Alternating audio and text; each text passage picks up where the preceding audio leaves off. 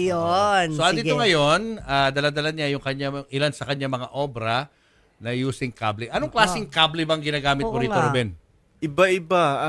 Nag-start ako sa coaxial cables. Ano Tapos siya? nag-evolve na siya. Gumamit na ako ng mga copper wires tapos aluminum wires. Pakisabi ko ano ng mga kable ang ginamit Yan, mo ito dyan puro mismo. copper wires yan. Copper Ito wires. aluminum. Ito flat aluminum na. Flat aluminum. Flat aluminum.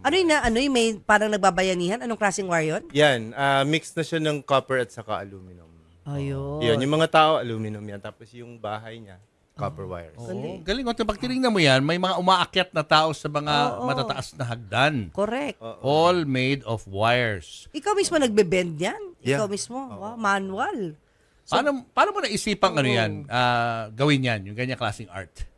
Kasi maraming mga artist na rin ang gumagamit ng iba't ibang medium. So, nagkataon marami nakakalat ng mga wires dun sa bahay ko. Tapos, tinry kong gumawa using that kind of medium. Ayan. And then I came up with several mga pieces kung anong mga obrang lumabas. Ilang taong ka na nagsimula ka mag-cable art? Lately lang. 2018 ako nag-start. Late lang. Oo. Late lang. Late, kumbaga, sa Late bloomer. pagiging mong artist, parang kumbaga pagdating sa wire, late bloomer ka. Oo. Kasi nasa ibang disiplin ng arts. Sa performing ano ba yung field mo arts. dati? Performing arts. Performing I arts. see. Yeah, sa Like theater. how? Theater, oo. Oo, nagdidirect ako ng mga musicals, mga plays, ganyan. Nice. Tapos, came 2018, sabi ko, baka pwedeng iba naman. Ayan. Tapos lumabas na yung visual arts. Kasi hindi naman ako marunong mag-paint, di ako marunong mag-drawing. So, I made something out of this. But you can create something with your Yeah, hands. yeah. So, Parang similar yung concept ni yung dating heartthrob and singer na si Raymond Lauchenko. oo, nag-ano na rin Ganyan siya. din, wire din ang Oo, kanyang yeah. ginagamit na medium. Correct. So, you retired na ba completely from theater and performing arts? O medyo ano lang Hindi muna? naman, medyo pahinga lang? nag-relax lang. Oo. Konti. Nag-relax lang ng konti. And then pandemic came, Yan. mas nakatulong sa'yo yung singing mo, sa'yo as a Sobra, person. oo. Yun doon na nag-boost ng gusto yung kasi walang ginagawa sa bahay. Correct. Oo. Ayan, kaya sabi ko, sige, marami namang May ilan ba wire. dito ginawa mo during the pandemic? Wala O, na. mga bago to? Karamihan mga nasa mga collectors na. Eto maganda to, ito parang sumasayaw. Ngayon lang ako nakakita Eto? ng ganyang kable, Jules. Kasi usually nakikita ko yung ganyan, yung parang copper. Ano ulit to? Wire? Yan? Aluminum, flat aluminum. Ayun. This is Flat Madonna aluminum. and Child actually. O yun oo, tama. Kala ko dalawang taong sumasayaw. Talaga yung art minsan sa tumitingin di ba? Tingin ko kanina nagsasayaw na couple or something. Madonna and Child pala siya, papu. Ano yung pinakamalaking artwork na nagawa mo?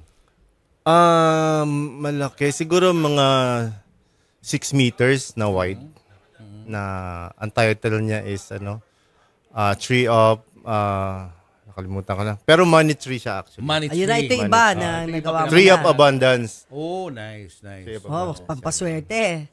Ayan, ito mga dati niyang art. Ito na yung sa past exhibits mo or itong upcoming mo? Yeah, yan yung ant mentality yan, katulad siya nitong malaki.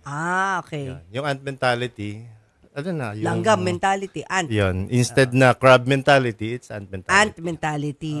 Pag ant mentality, ibig sabihin, Ano ibig sabihin? positive siya, no? Yeah, it's more of instead of tulungan. people pulling each you other down. down, actually they are pushing each other to get to the top. Oy, maganda nga Ganyan yun. lang hindi ant mentality. Tama. Yan ba available pa yan? Pagtulungan. Yeah, Ant mentality. available yan. Magkano naman yung ganyan? Ayan, Just in case may mga yung mga interested nanonood tayo mga ngayon sa viewers. atin. Yung itong version ng ant mentality na to, nakapeg siya ng 90,000. And the rest? Tapos sa Bayanihan, Bayanihan, this is 45K. 45. And yung Mother and Child, Mother and child, this is like mga 15,000 lang. 15. Tapos may mga maliliit din na works, no? Yeah, this is Doggo, Ah.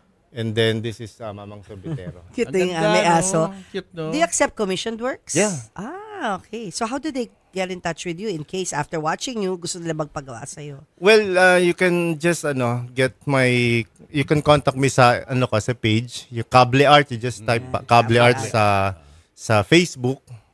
And then yun, I also have my exhibit mag-open tomorrow sa sakto. Gallery du Soleo sa Taguig. Yun sa Saglit Rayos. Gallery? Gallery du Soleil. The Dul Soleil. Soleil. Dul Soleil, okay. Yan. Soleil. Yan. Ano yun? Ang title nun is Batang Pinoy. Ito, pinapakita natin yung poster. Yan. So ang theme is mga laro ng bata, ganon. Yeah, yung mga traditional na laro ng mga bata, mga tumbang nakakamiss din preso, yun. Oo, tumbang mga preso. ano pa ba 'yon? Piko, ganyan, sipa. Ay, Yan, nice, meron no? Ganda, ganda. Okay, yan, ah. Ganda. Congrats in advance. Saka ano mo, yung socials, paano ka kukontakin? Sa iyong You social can just account? type Kable Arts sa Facebook. Okay. 'Yon, lalabas na doon yung Yan na. karamihan sa. Ay, Instagram ka rin? Meron din. Okay, yan. Yan. Kontakin nyo na lang ho sila. Kable.arts sa nag-accept Instagram. po siya ng commission Commission, works. yes. Baka meron kayong ideas na gusto nyong i-pitch sa kanya, baka sakaling pwede niya kong gawin yan as an artwork.